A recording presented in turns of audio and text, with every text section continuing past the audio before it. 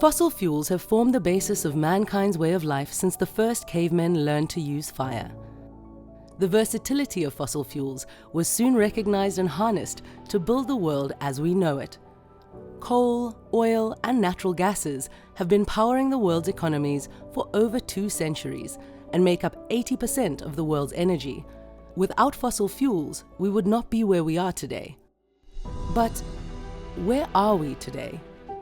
The burning of fossil fuels has led to the emission of greenhouse gases, causing a gradual rise in the Earth's surface temperature.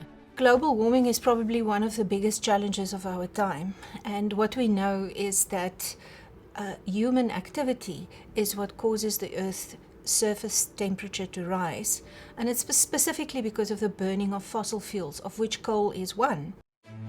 Climate change has had detrimental effects on the world's climate patterns, creating excessive periods of drought, wiping out crops, and causing famine or heavy rains, resulting in floods that wash away roads, villages, and towns.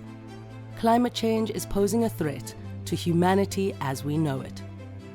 The reality of climate change has been with us for a very long time, but it's only maybe for the last 20 years or so that communities and societies around the world are really starting to take this seriously.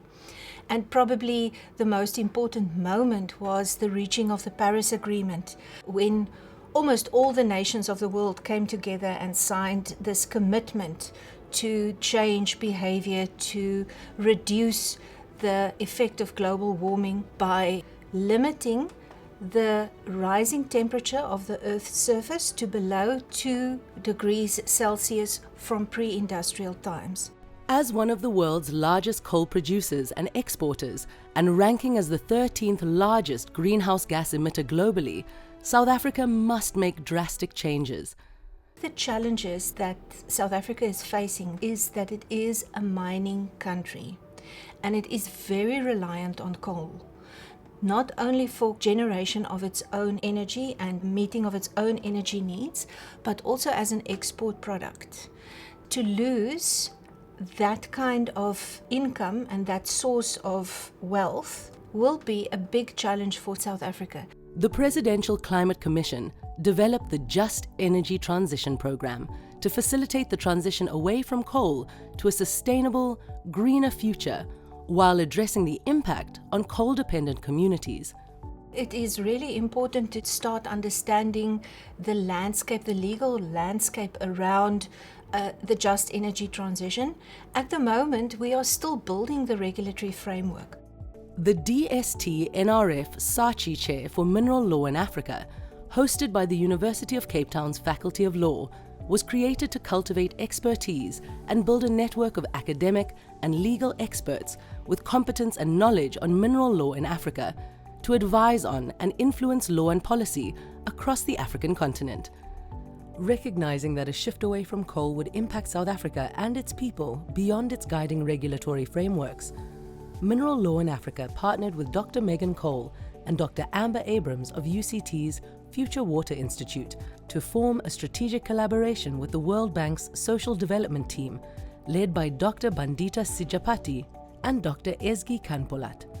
Their purpose was to examine how South Africa's coal communities can navigate the just energy transition. Research initiatives like this that combines academic rigor with actionable policy insights is really important in supporting inclusive, well-planned approaches to just transition. And this collaboration is all about understanding, what are the potential negative impacts and how can we be really proactive. The right regulatory framework is key, but we need to understand what stakeholders to include. We certainly at Future Water have some experience around the lived experience in the context of coal mine closure. We've done a lot of work on developing frameworks and approaches for how we can explore the strengths and the vulnerabilities in mining communities across South Africa. To interrogate South Africa's regulatory framework, the chair put together a team of researchers to examine South Africa's existing legal policies and frameworks and identify and address its strengths and weaknesses. The challenge is to create a coherent and an integrated legal framework that will serve the community and the South African society best. There's a lot of policy. There's also a lot of overlapping legislation and regulatory frameworks. So to understand how the policy and the law link with communities was a challenge to map out, especially because South Africa has a very complex intergovernmental regulatory system. Let's transition, but let's do it in a way that does not leave people or another part of society in a worse situation than they would have been if the transition didn't happen. By combining their extensive knowledge of the legal landscape and in-depth insights of the coal communities with a global understanding of just transitions and social development, this interdisciplinary cohort would be in the position to map out the challenges and charter an inclusive course for all stakeholders. We have 80 mines, we have 6 million people affected by these coal mines. And now there's this need to shift away from coal for climate change mitigation, and that means about 100,000 workers will be directly affected, and almost 3 million people in communities are going to be affected by the shift away from coal. We want to know whether the just energy transition is going to be just for the communities that are going to have to shift their way of being because of the way in which climate change is compelling us to shift our consuming behaviors when it comes to energy. In order to define pathways towards a just transition, the team needed to examine the parameters of the just transition.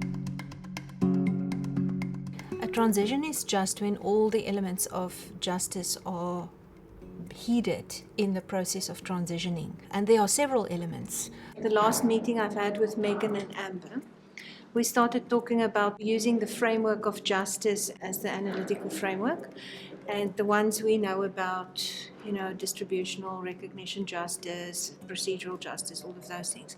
But then we all felt that there was something missing.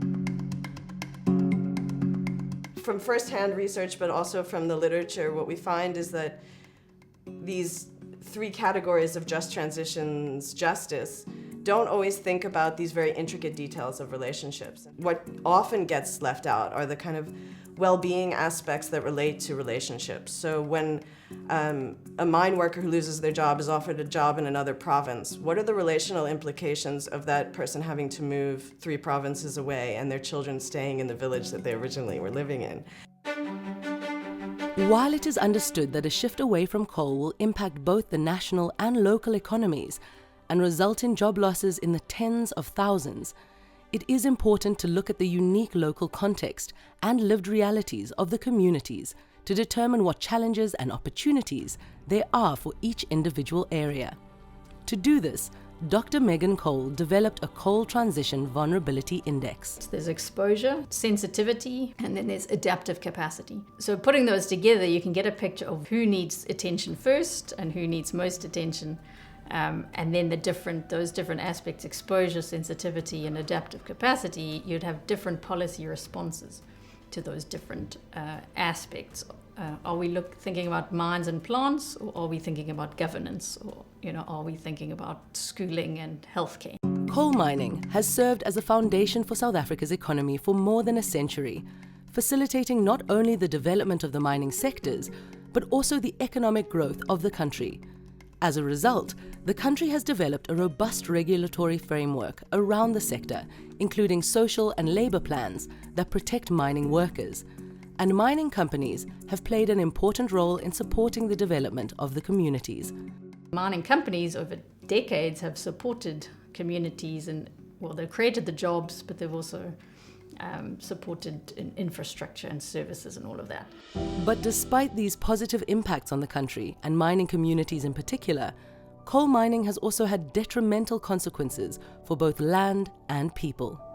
If I were to take you to an area like Mpumalanga, just to name one of the few, the impact, first of all, on communities because of waste, dust, and air pollution or whatever can come with that, and the impact on water resources, land, it's huge. But the worst one is with communities living around power stations that depend on coal mining, where the air quality is one of the worst you can find across the world.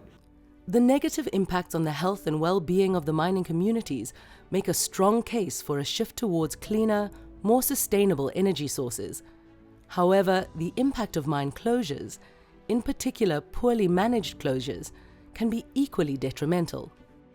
We have to be careful that by resolving one problem, we then don't create one that is even much bigger. The fear would be that there'd be more pollutants as a result of kind of closure that hasn't been well managed. In those cases, there's opportunities for pollutants to get into waterways or for increased erosion. South Africa already has a very poor track record of mine closure, and now we're going to proceed to close even more coal mines.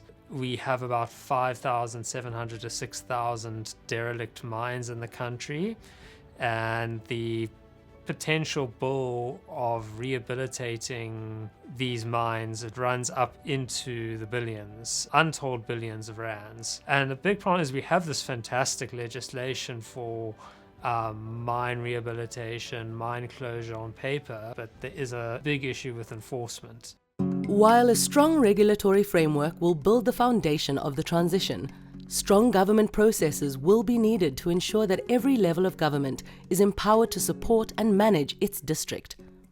There's still pervasive poverty, there's a lack of maintenance of infrastructure, there's a lack of access to basic services, which perhaps one of the most important ones is electricity. The municipalities in those areas have a lot of governance issues. Strengthening the municipalities' abilities are crucial for ensuring a successful, just energy transition. They are the ones that are taking care of the communities within their jurisdictions. While South Africa phases out one of its most significant commodities and primary energy sources, it needs to begin making provisions for a new future.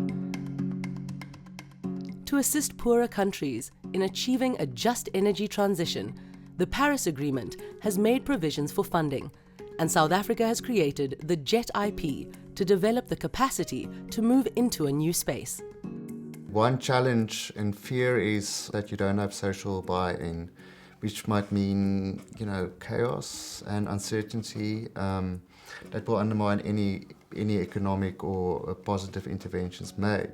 What you hear from the communities in the mining areas is they're saying you cannot take away our jobs. You cannot take away our livelihoods for this global thing. No one's really explained the just transition very well to any of these communities. Thinking in advance about the realities for the people who are going to live through those transitions is really, really important.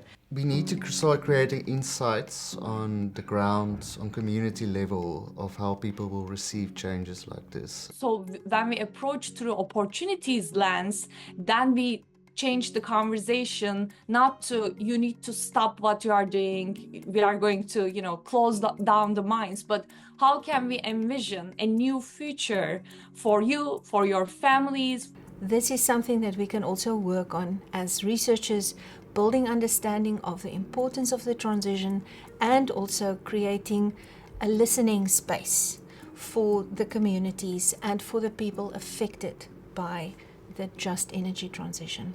That brings up the important point of diversifying economies before the closure. You need buy-in from the commercial sector because we will need new infrastructure for whatever energy source is replacing coal. That means you need investment from new industries. So we need to do a lot on education and training, and then we need to do a lot on creating new jobs. And that's a sort of national to local government role, but also private sector investment and then international donors. What we are trying to really do is how can we support South Africa's transition journey in a way that will foster economic diversification, positive change, bring in more inclusive development, especially given the historical legacy that still remains in South Africa, and really focus on the issues of building inclusive, resilient future for the countries. While there is still a long road ahead, the pathway to a successful just energy transition has become clearer. as lawyers, as academics, it's part of our community outreach to engage with these things, make an impact. I think we will definitely need to be involved in whatever capacity in the process that will lead up to the development of the regulations. With the expertise we have on this, as well as the work that we have already done on the matter, we are perfectly placed to make a very significant contribution to this process. The bottom line is the just energy transition is requiring a change. It's a compelled change. It's one that might feel uncomfortable at times, but it is a necessary change. And we have to find ways of coping with this transition and of making the most of it.